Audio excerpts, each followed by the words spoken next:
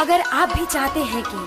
आपन म्यूजिक के वीडियो सबसे पहले आप तक पहुंचे, तो लाल बटन को दबाकर चैनल को सब्सक्राइब जरूर कर ले